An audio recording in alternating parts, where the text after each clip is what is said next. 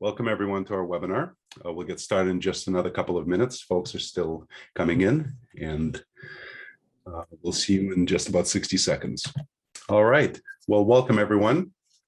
Welcome to the webinar presented by Proto 3000 and Desktop Metal on moving both metal and polymers from 3D printing, kind of low volume kind of work, to mass production. So we'll kick it off with a little welcome by the team at Proto 3000. Do you guys want to say a couple words? Wonderful, wonderful. Thank you. It's Eyal here, Eyal Geiger with Proto 3000. Thank you so much for taking a little bit of time out of your busy day to learn more about Desktop Metal Solutions and how they can positively impact your business. It's been about 15 years now that Proto 3000 has been providing additive manufacturing solutions to its customers across many industries.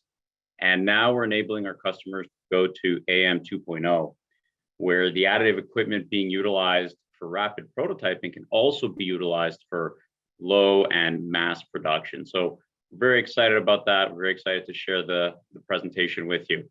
Thank you so much. Terrific. Thanks, Eyal. And we will take your questions towards the end. There's a Q&A section right in the control panel, perhaps on the bottom of your screen, but wherever the Q&A box is, feel free to type in your questions and we'll get to all of them at the end. So without further ado, let's jump right in. So the mission of Desktop Metal is it's simple: make 3D printing, industrial grade 3D printing, available to both engineers, designers, so early in the product life cycle, as well as manufacturers, to make end-use parts. And I'll show a bunch of these as examples as we go along. And the promise and kind of the bar we set for ourselves is to make it possible to 3D print very cost competitive parts at a high speed with fantastic quality. And I'll from time to time show some of the kind of parts people are printing. So this is a great part of a hydraulic component printed on the shop system. So, all right. So we have customers around the world. You'll recognize some of the logos, many you won't recognize, and that's kind of the point. Additive manufacturing technology is now at a point where it's really accessible for companies large and small. So not just the companies making planes, trains, and automobiles, but really every small, medium manufacturer as well can take advantage of this. You'll see solutions from both Desktop Metal and EnvisionTech. We earlier this year completed the acquisition of EnvisionTech, and so now together the two companies have a combined portfolio that spans metal production, everything from low volume, kind of office friendly prototyping, to mass production, and similarly a very broad range in the polymer printing. That said, today we'll focus mostly on polymer printing and on kind of the batch production with the shop system. So let's dive in. First of all, what is AM 2.0? The AM 2.0, additive manufacturing 2.0. AM 1.0 was characterized by really low volume applications. So that means jigs, could be functional prototypes, could just be form and fit kind of prototypes, but relatively small volume prototyping, maybe a handful, maybe batch production in relatively low volumes, and jigs and fixtures. So that's really that's been the case for the better part of 3 decades, and that's because for mass production you kind of need both the systems to be lower cost and lower part cost and higher throughput. So the opportunity that AM 2.0, the new systems that I'll get to in a couple of minutes, unlock is 2 dimensions. One is product innovations. The products can be better, and that's unlocking geometry. So freedom of geometry, because when you have machines, tooling required to produce parts, you wind up with making certain concessions or trade-offs in terms of the product geometry, and you have much more limited customization. So that's on the product themselves. And on the process side of things, it takes time, months, several quarters potentially, to stand up a new manufacturing line. Volume-wise, when you're making tooling, that cost has got to be amortized across a lot of parts for it to be cost effective. And so you really need tooling, and you need large productions to support that tooling. And you have inventory. If you think about it, you're in the whether it's shoe business, other businesses, you got to guess several quarters potentially in advance. That means you got to commit to a design and commit to tooling, so that 3 quarters from now, hopefully you pick the right designs and ordered the right kind of number of components. Otherwise, you'll have inventory problems, and that's inventory challenges. That's in the best of times. Forget the kind of supply chain things we've seen over the last couple of years. And finally, when you have costs, it's still a lot of mass production processes have components, have elements that are fairly high labor content. So those are all the kinds of challenges that we as manufacturers see. And the good news is additive manufacturing eliminates a lot of these barriers through tooling-free production. I'll get to some of the specific examples, but in a nutshell, you can have better designs. You can do assembly consolidation. You can make parts lighter, stronger, more aesthetically pleasing. You can do customization much more easily because you don't need tooling. By skipping the entire tooling aspect of going to production, you can do very quickly, design something today, printing it tomorrow. And really with the cost kind of metrics of and the whole cost equation with additive manufacturing, it's just as inexpensive to print 1 or 10 or 10,000. And so that opens up a lot of flexibility in terms of both the kind of volumes, the kind of markets or niches you can serve, as well as inventory. Now, instead of guessing and having maybe 6 inventory turns a year, every couple of months you turn over, you can literally print whatever your orders are for next week. So you can go to 50 inventory turns. So really this notion of on-demand printing, print just what you need, print where you need it, so you don't have components moving back and forth from, let's say, one continent where it might be cheaper to mold something or machine something. And finally, with 3D printing, there's actually a lot of cases where, and growing, where the operator burden is actually less than associated with conventional manufacturing processes. So let's jump into AM 2.0 first of polymers. We'll do this for polymers, then we'll do it for metals, and then we'll take any questions. So before we jump into AM 2.0 of polymers, we got to spend a little time on 1.0. So DLP, that's technology and approach that we'll get to, but really the AM 1.0 was FDM, fused deposition modeling. That's really the workhorse technology. It's over 20 years old. It's a mature technology. It's an established technology, and it's based on, as we've seen a giant proliferation over the last 10, 15 years especially, but it's based on precisely extruding melted plastic filament, usually plastic filament, to create a part. Like I said, it's a very mature technology. In the X and Y plane, you have very good properties because the next layer you're extruding and melting that filament onto a partially solidified previous layer. You don't have as good adhesion, so typically you don't have complete isotropic properties.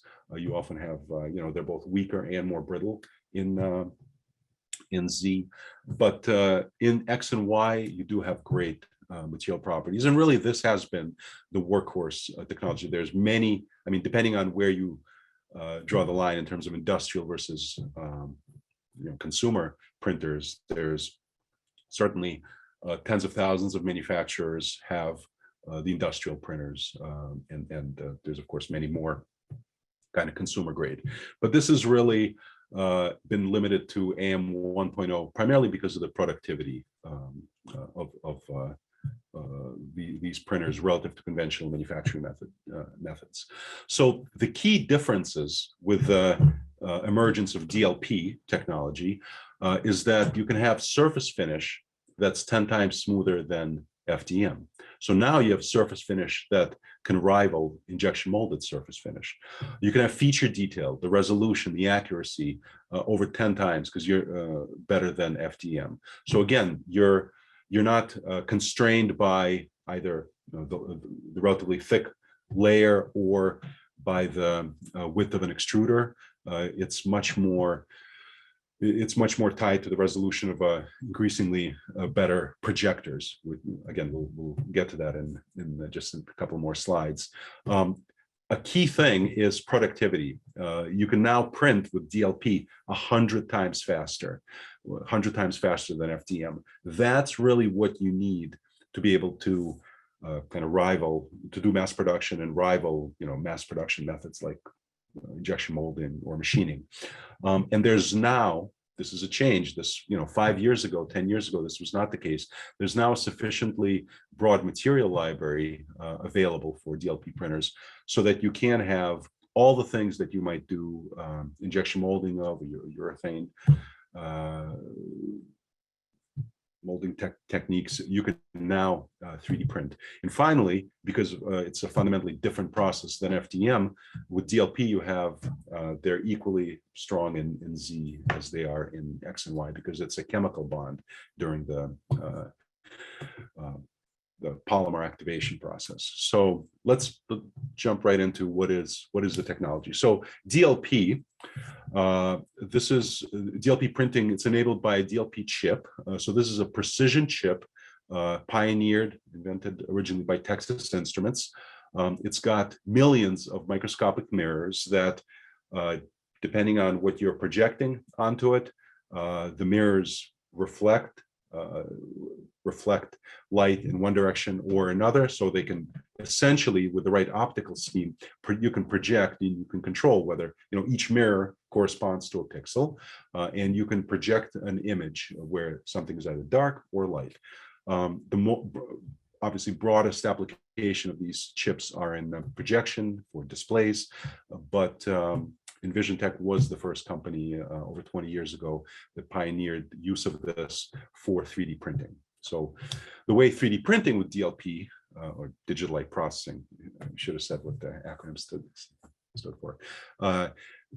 The approach is you have the light source, there's a precision optics, there's a DLP chip where from the light source you have basically project an image, and so it either throws away the light, then the image winds up in that pixel becomes dark, or it projects that image, so it's so there is light through the lens, through the optical system, onto a plane where the material tray is. And what you have is a photosensitive resin, often either starts out as a liquid, or at least once it's heated up, it becomes liquid. And so you have liquid, and where you are projecting light, you're curing that liquid and it turns into a resin. And so that's the fundamental basis. The benefits of DLP, benefits of this is, unlike FDM, where you're slowly, it's like a scribe drawing out or writing your page of text slowly, you have the projector cures the entire layer of resin in one flash of the projector. So this is area-wide printing, which is a really powerful concept. So I mean, this is the reason why, instead of having monks in the 14th, 15th century be continuing to type Bible, you had Gutenberg press start to reproduce Bibles a lot faster than monks could keep up. And this book thing took off, and so we've had a few hundred years of book printing, and now we have 3D printing, similar process, the entire page at a time, and then page by page. So this is a very high-speed process. You can do 100 times faster kind of benefits over FDM, and you can, with production speeds, and I'll show a bunch of examples for parts, large and small, production speeds that rival injection molding or other kind of mass production methods. And you do have great surface finish. The key for mass production, there's kind of 4 key components. One is you need a sufficiently powerful DLP chip and light source so that you could rapidly cure a large build volume. You need a large build volume so that it's mass production. So it's either large parts and an array of large parts, or many, very large array of smaller, medium-sized parts. So you need a large build volume. So there's not a lot of print one part at a time, take it off, print one part at a time. So, and third, you need the materials. You need photopolymers that match the performance that injection molding plastics have had for a century or more. We're finally there. This was not the case 5 years ago, 10 years ago, but now we're there. And the last thing needed is kind of this this notion of an automation system for true lights out manufacturing. So you could load the photopolymer, set the machines up, and then go home for the night. So it's relatively low labor for the next 12 hours or a day at a time kind of thing. There is, the good news is there's a growing set of DLP is a lot of companies have realized that this is the enabling technology for mass production. There's healthy competition in the market. There's a bunch of good solutions, and so you got to look carefully. We propose the following criteria as kind of 6 things to look for. You need the ability to do high feature, high accuracy, fine feature detail. You do need the smooth surface finish you're used to. You got to look at the productivity metrics. How many can you produce in a unit time? What does it actually take? What does the entire process look like? Is there post cure? What does that look like? What are the properties of the materials? What's the range of materials? And of course, the entire system. What is the complete solution? What is it like to actually run it? So if you use something like this as a criteria and evaluate all the EnvisionTech and other vendors by that, I think you'll be in good shape in finding something for yourself. And I'll talk about each one of these and how we and the EnvisionTech product line works to address them. So first, let's talk about both kind of the accuracy, the fine feature detail, the surface finish. So the key thing is that the optical path is designed, it's a relatively sophisticated optical path between the projector, the light source, all the optics, and the final image plane. And what you need is a way to achieve across the entire build box. So in the corner of the build box, in the center of the build box, uniform pixel size that is in focus across the entire build area. So you don't have distortion, you have full curing, you don't have deflections, you don't have poor surface finish. In order to do that, you need a well-designed optical path. It matters what glass is used. Is it silica glass? Is it regular glass? It matters because, again, it's one thing to have a powerful projector. It's one thing to have powerful light source, but if at each of the dozen or more, really dozens of surfaces, you have reflections, stray reflections, introducing aberrations. If you have transmission rates of regular glass that are not great, you might be losing several percent at each optic. And so the end result is what reaches the image plane is a lot less powerful than what started. And that translates linearly to the curing speed. So the build speed with which you can build your parts.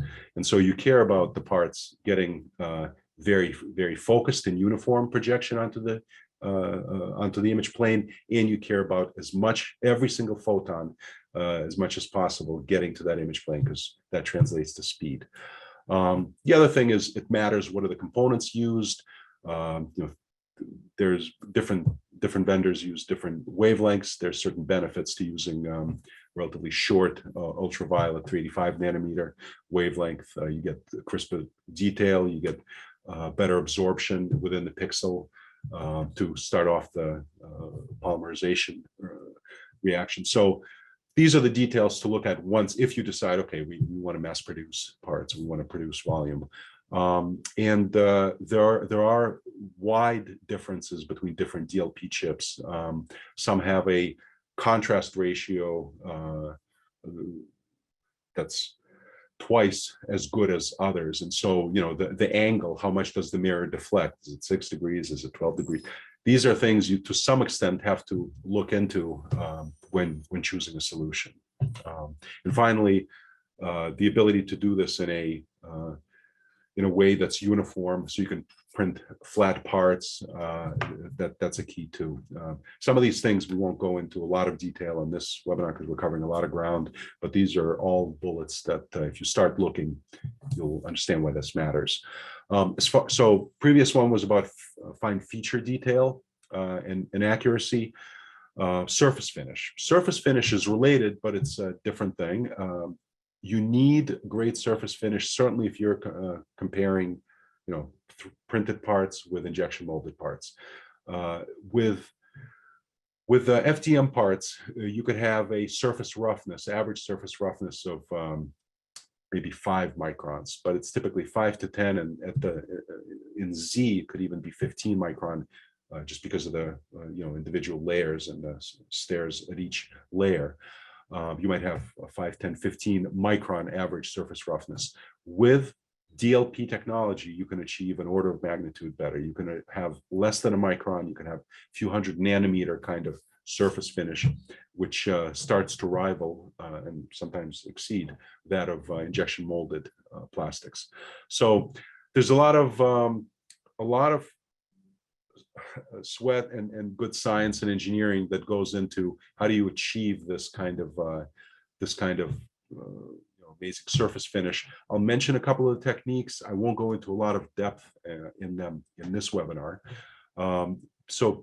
Something unique to EnvisionTEC is pixel shifting and pixel tuning, which together are two technologies that are essentially deliver anti-aliasing for 3D objects. Anti-aliasing, you see it in television, you see it in video games, you see it in a lot of especially when you have image. Well, it could be images, could be video, photo.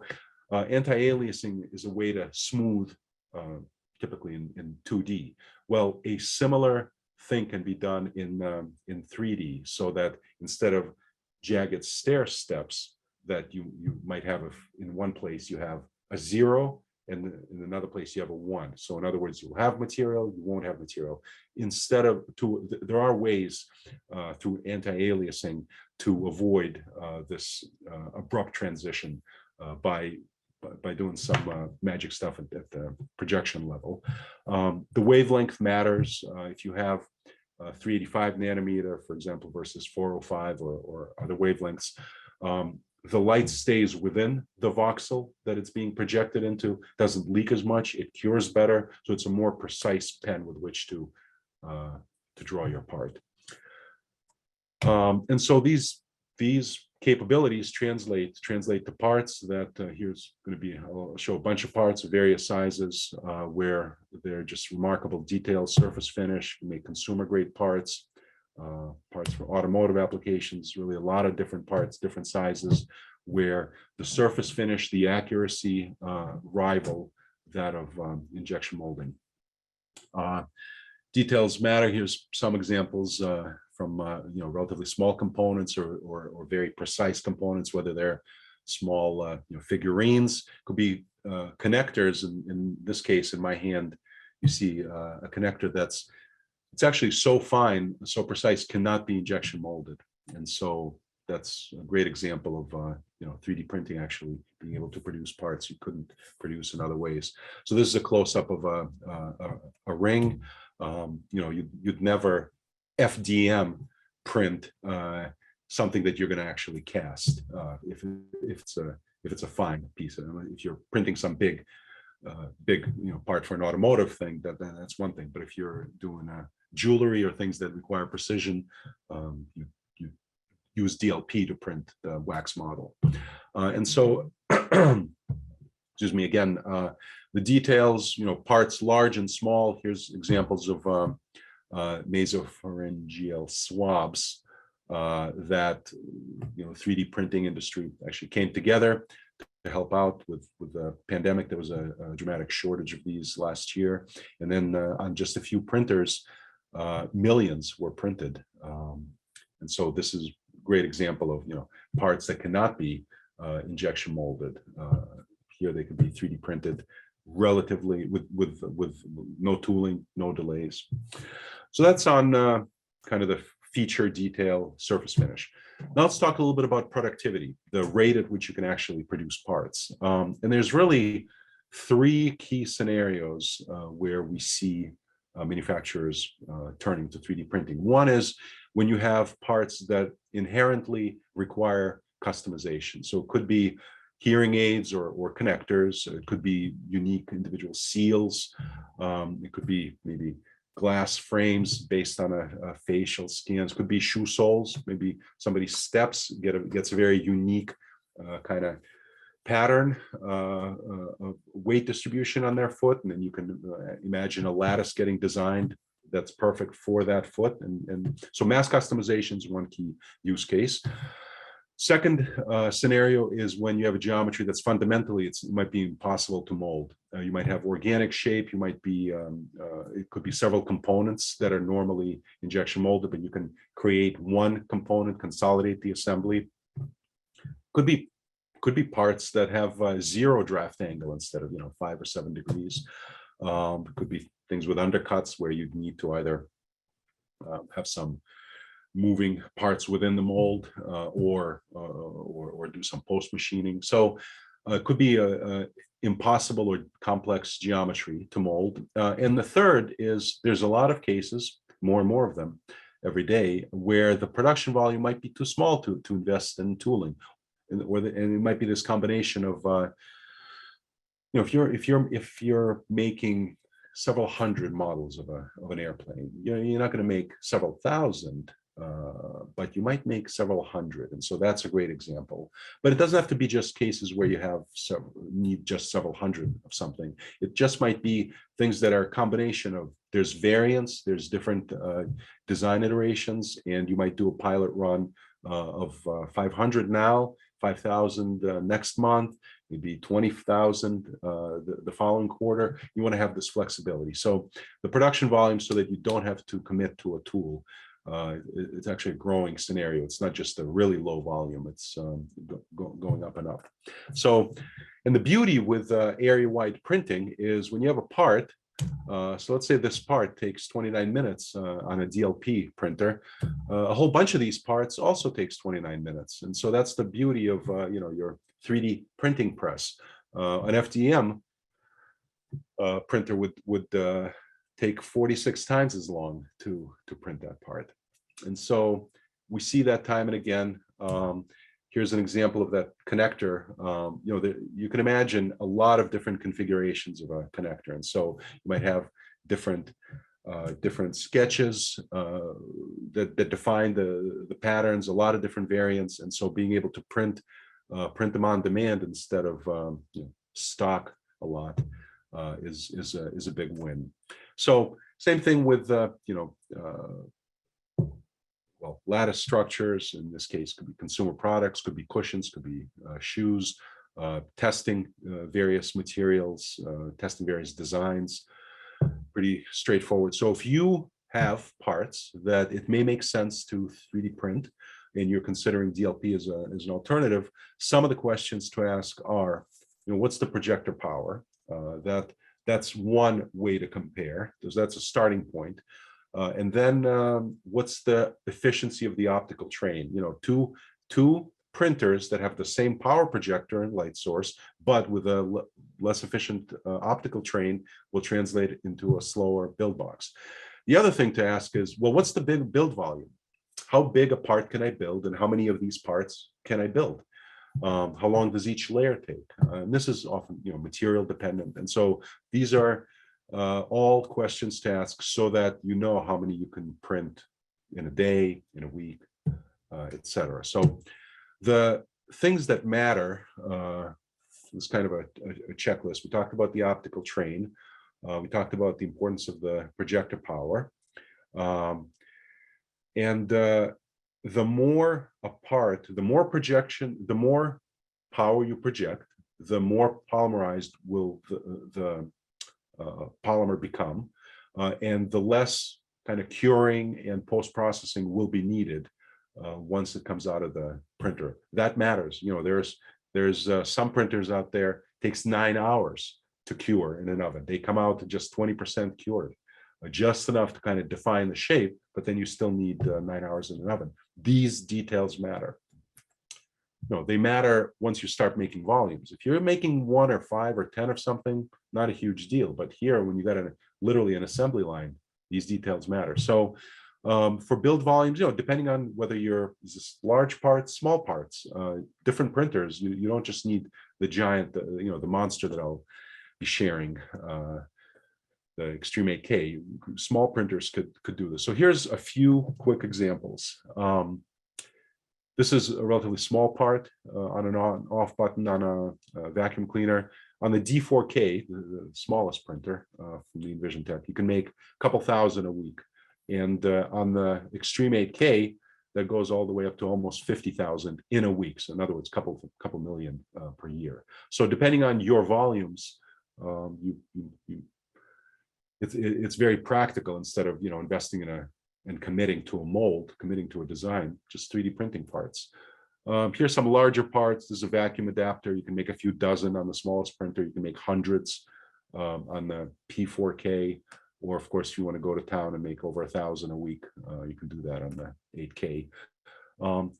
Soles, again, great example. You can make a few thousand. If you need to make a few thousand, you want to maybe make them to order and it's not a huge volume, you could commit to a tool, or for about the same money, you could actually buy an Extreme 8K DLP printer and have the flexibility. You can produce these midsoles, or you can produce the parts on the previous slides. Here's another great example, a dust control shroud for a demolition hammer, the Dust Buddy. The volume is such that you really need, or they needed, on the order of a couple thousand of those. Volumes might not be able to justify a injection molded tool. Plus, there's different demo hammers, so different models, different configurations you might have needed to support. With the Extreme 8K, you can pump these out with a adaptive 3D elastomer. The new designs, new design, come up with it today, print it today. A couple more examples, phone cases. In this example, there's a need to print about 30,000 of them per year. And so you can make, it's about 500-700 per week. Yeah, about 600 per week. So Extreme 8K, great example of that. And the swabs that I talked about, one of these 8Ks can make over 1 million of them per year. So great way to do production, whether you need a few thousand of something or million or more with just one printer. Finally, the last piece of mass production is the complete solution for true lights out manufacturing. So that means an automation system, so that as you have parts getting printed, you have once they're done, the parts on a conveyor go into a rack, new rack comes in, so that kind of thing, so that you can leave parts and then come back in a day, come back in the morning after setting it up overnight. This is a great way to do mass production. And finally, materials. So DLP is a mature technology. It's not as old as FDM, but it is a technology that's been around for over 20 years. And why until now has it not been capable of true mass production? And the answer is materials. The materials you need to compete with injection molded thermoplastics are long chain polymers. And so the longer the polymer chain, the more bonding there is between the molecules, because there's kind of more for them to, but if you have long molecules, like long fingers, then they can intertwine and bond to the other molecules with a lot more force than if they were just relatively few atoms were involved in that bond. So you need long chain polymer molecules, which there weren't resins to support that. The other thing you need, though, is very high power required to convert, to form these long chain molecules.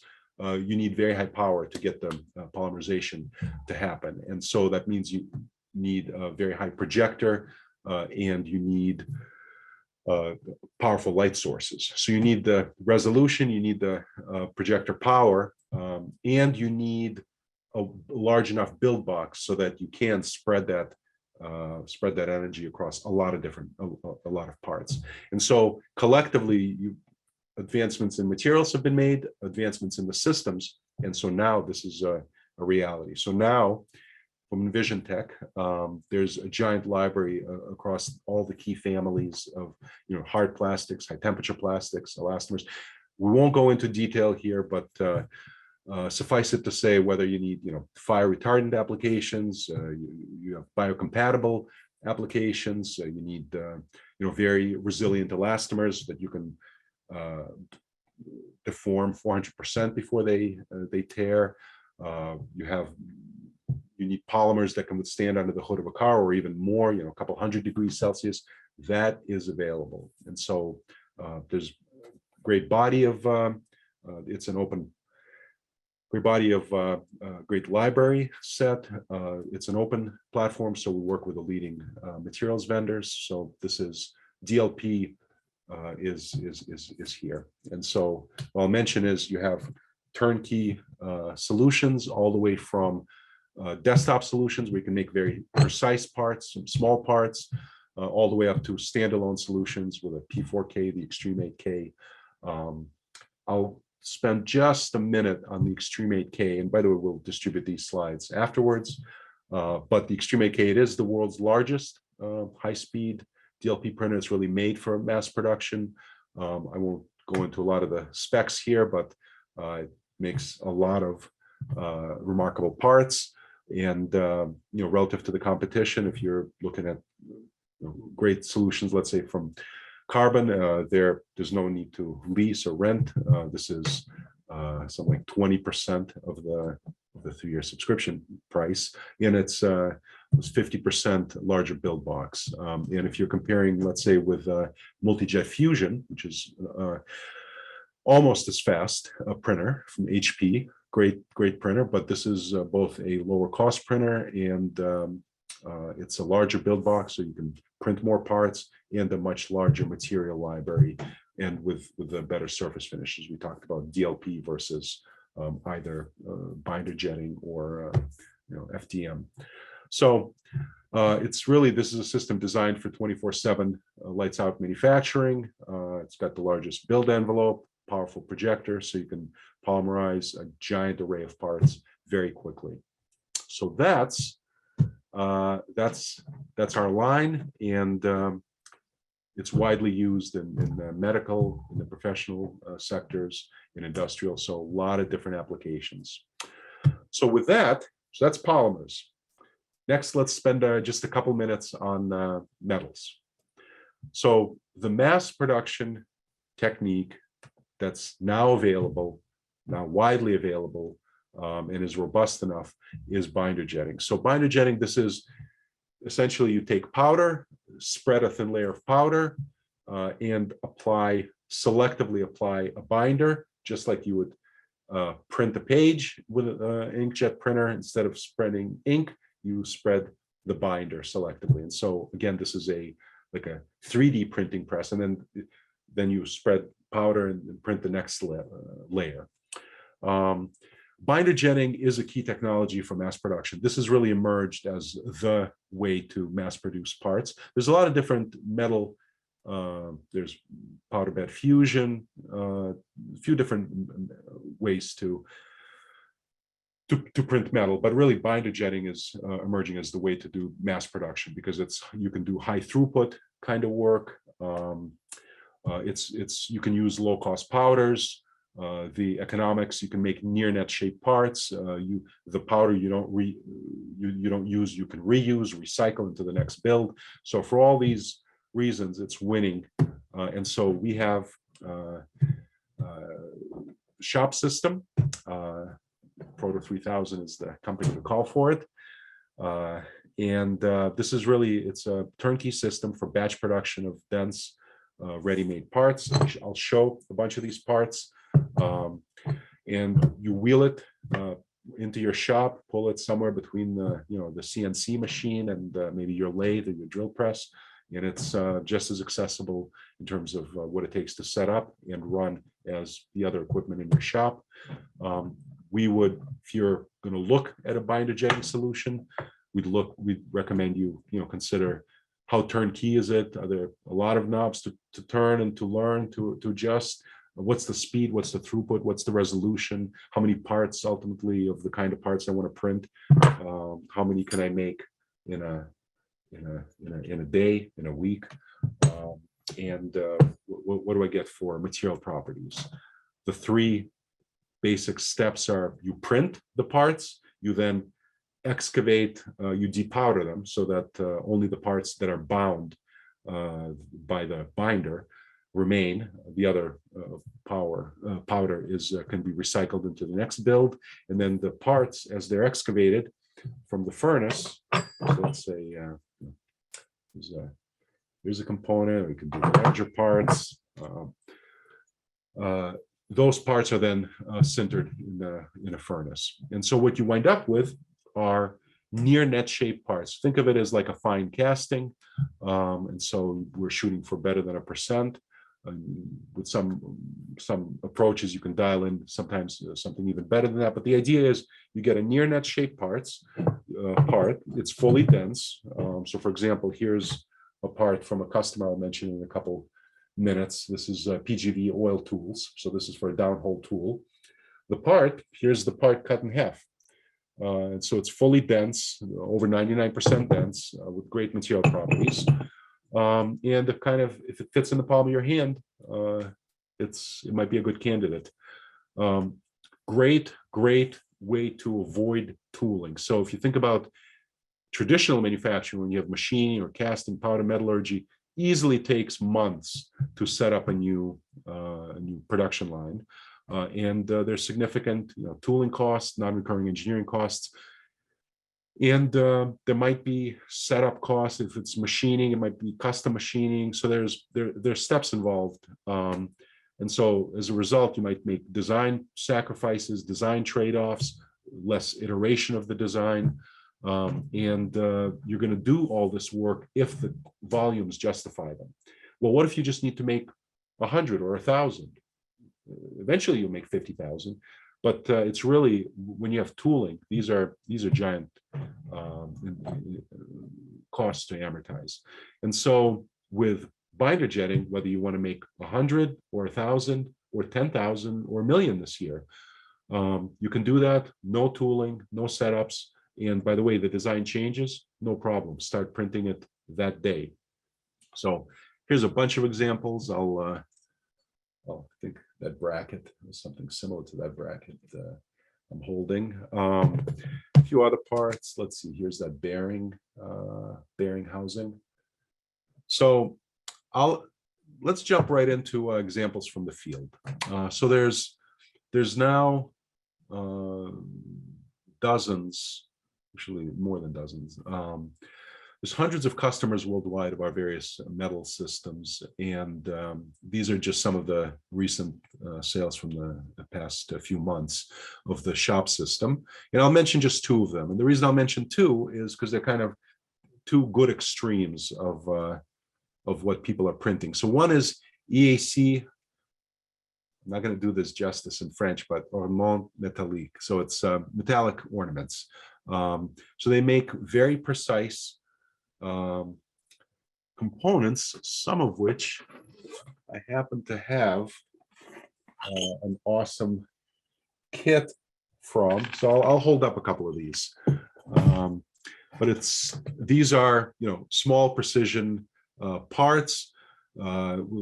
Again, no need to read every single word here. We'll distribute the slides after, but here's the kit, and whether you have small, beautiful components, you can do impossible geometry. There's whether it's kind of jewelry or parts that might be hard to make, or you might cast. Here's these kind of gold-plated or copper-plated leaves. I mean, this kind of precision, you might do casting, but if you want to make thousands of them this week, it's going to be it's going to be tricky, or it could be impossible geometry. For example, here's a ball inside a ball. You can see that very well. But so you can make they make ornaments for a variety of luxury brands, a lot of different applications, leather work. But this is an example. Here's part for a high-end purse. You make thousands of them per build. So in one build, you have 4,000 of them. This week, you can make on the shop system 7,200. So that's just 72,000 per week. So it's really a game changer. Here's that part. This is that ball inside a ball. It's not the monitor screen, the camera here is not great, but you can hopefully see that this is a ball inside a ball. And you can, of course, mix and match production. So you got a bunch of different components, print them all. You can make thousands of different parts per week. So this is with the shop system, turnkey, wheel it to the door, and that same week you're printing these kind of parts. So that's one end of the great customer spectrum. On the other, in terms of a very different environment, is PGV oil tools. So PGV oil tools, city in Carn City, near San Antonio, Texas. So this is a designer and manufacturer of oil field equipment, including a lot of different downhole tools. The challenge they wanted was to be able to react to customer requirements with new designs much faster. Normally their parts, and I'll show some of the parts, takes lead times of months, and they're usually cast and machined, and even with some inserts that are brazed in. And with a shop system, you can print the parts on demand with a dramatic reduction in both lead time, dramatic reduction in inventory. So because you don't need to store months of inventory in case you need some parts, and it really frees up their CNC shop for more important activities. And so Ramon, the president, talked about time being a critical resource, and so with the shop system, they can make complex parts, just compressed, literally go from, instead of months, to a few days or a week and a half for parts. So this is a huge game changer. I'll show a couple of examples of their parts. So for example, this tool slip that goes into an installed pipe, and the tool slip provides friction. There's a lot of different designs for these. I'm going to show a couple examples. So here's one of these.